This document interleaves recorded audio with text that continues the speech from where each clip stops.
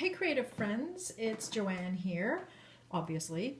I just started painting the cover of my brand new Mix Media sketchbook. So as I showed you in my introduction video, sorry, my dishwasher is running in the background, so that's the crazy noise you're hearing. So this is a journal that I've been using just to do kind of random doodles and lettering.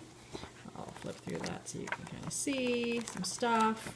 But for the purpose of our Patreon community, I wanted to start with a fresh one. So what I'm actually doing is painting it, just the cover, with this plain store brand titanium white paint. So I'm just giving it a really good coat. I'll probably need to go over it again with a second coat to get it really nice and opaque. And then once the cover is white, I'll go over it with other mediums and tools and colors to really embellish it and personalize it for our use for the next few months. So I'll leave that for now and I'll come back to it. But I also wanted to show you some of the other tools and mediums that we can use throughout the book. So I just mentioned acrylic paints. These mixed media journals are super robust and they will withstand heavy mediums like acrylic paints. Not sure about oils. Oils are not a medium that I use, so I'm not going to suggest them without having done any experimenting with them. But definitely acrylics and some acrylic mediums are fine to use in here, like crackle medium and gels, and even thin modeling paste would be cool in there. So different densities of paint as well. This is acrylic paint, but it's really thin, like milk. This is a little bit thicker, like heavy cream or thin yogurt.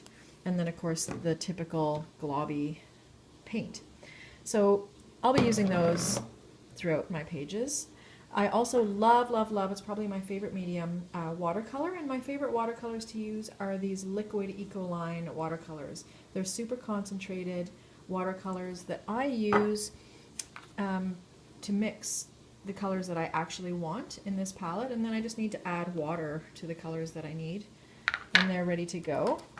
And always have a variety of brushes available, and I can use these brushes for both my acrylic painting and my watercolor painting. As long as you wash them when the paint is still wet on them, you can still get them to be nice and soft. I've had this brush for years and years, and just like, look at how nice it is. And they're not super expensive either, maybe, you know, $4 to $10 a brush depending on the size and the quality.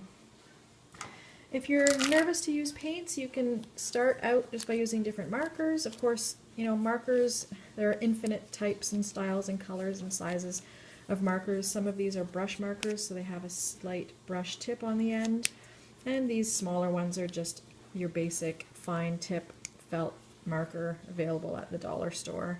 Depending where you are, the selection will be a little bit different. And, you know, you always want to have a good selection of permanent and archival waterproof black markers when we do some sketches and outlining. My favorite ones are these Sakura Micron pens. I buy them in bulk because I use them for my workshops. And then this graphic one is waterproof and archival as well, but it's a little bit thicker. So I use the black pens from that series. And then for fun, you can do some more embellishing with things like washi tape and gold silver leaf, scrapbook papers, rippings from magazines, books, wallpaper, wrapping paper, even paper napkins. So don't be afraid to get creative. Find yourself a great mixed media art journal. I definitely recommend these Canson Mix Media ones. There are 60 pages in each one, so we're going to get a lot of months out of our journal together. And then customize the cover, make it fun, personalize it for you, grab some tools, and we will get started the next time with page 1. Ciao for now.